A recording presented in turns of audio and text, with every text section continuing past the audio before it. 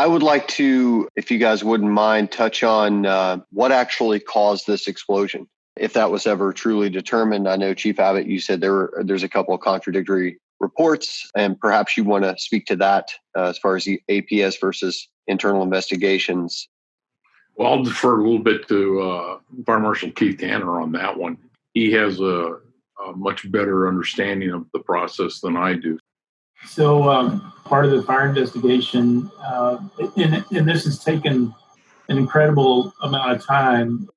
They've been very, very diligent about the declassification, the decommissioning of the container, in particular of the rack, the entire rack, to disassemble it.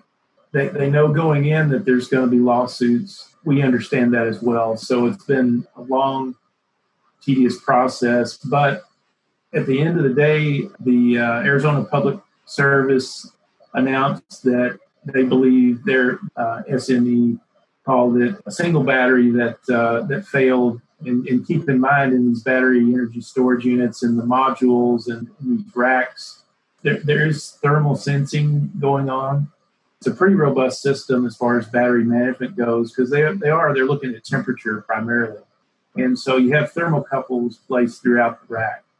And so they demonstrated through looking at the data that it was narrowed down to one particular area in a module, which cascaded the thermal runaway into adjacent modules.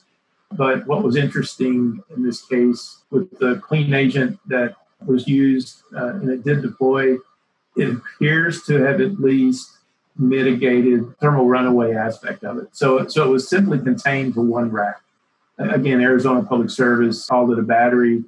Battery manufacturer said, no, we have proof that it's some other cause. So I would say still at the end of the day, the exact cause, we may not ever know.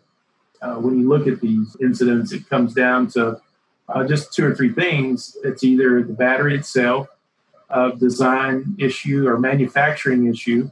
It can also be an installation issue.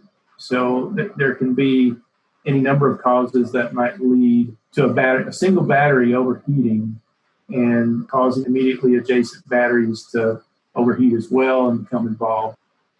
I don't know if we'll ever really know exactly what caused that first initial point of origin, whether it was installation or manufacturing. I don't know. That's still ongoing, I would say.